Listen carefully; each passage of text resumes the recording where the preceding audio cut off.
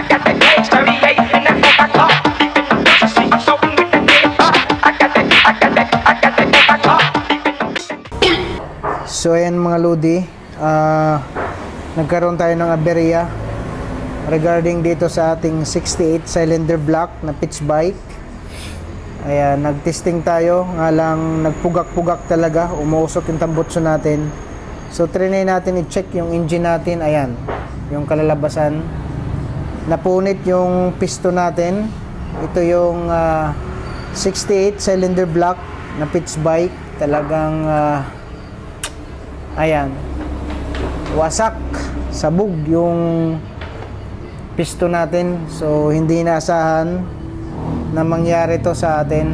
Nakaka-bad trip lang, nakakainis lang kung kailan nagtiwala ka talaga sa brand. Ayan, sapul, sabog. So ito yung kinalabasan ng ating engine. So kung kailan paalis na tayo, lahat na tuning na control na natin yung compression ratio, lahat nasukat na. So ayan, bumigay yung piston natin. So ito yung update natin kay Shimbu. So kung kailan endurance na, wala, bumigay pa. So sadyang ayaw tayo yata pasalihin dyan sa Summer Island Adventure Rally 2024. Damn! So tingnan natin kung magawan to ng paraan. Siyempre, ayan si the best mechanics. Ayan, Pops Blaso. Sayang ang tato. So ayan mga Lodi, nakakainis lang kasi hindi natin to inasahan kung kailan magre-relax na sana tayo. Ayan, panibagong repair na naman ang ating engine.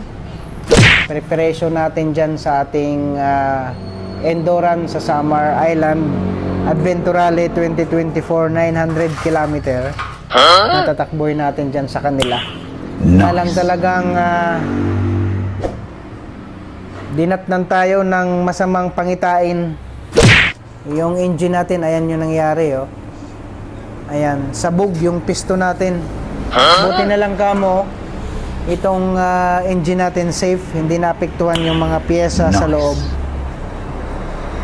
So ayan, magpapalit na naman tayo ulit ng water pump seal natin. So magpapalit tayo kasi ang purpose nito kung bakit nagpalit tayo ngayon, gawa ng nagkaroon ng problema.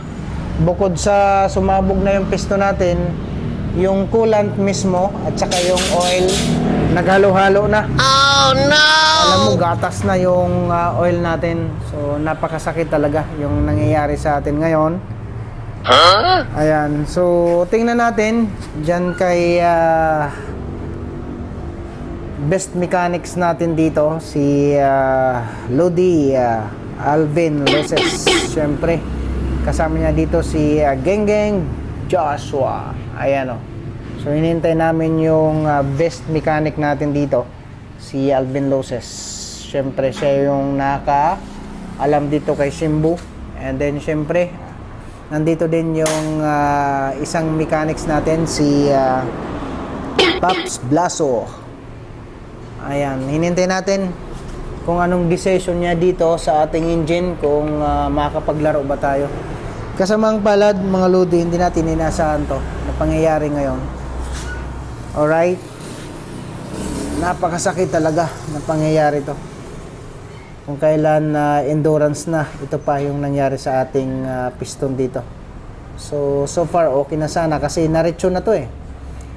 Doon nakikita nyo naman sa mga post natin na dyno na, naretso na dyan sa Finamix sa Manila.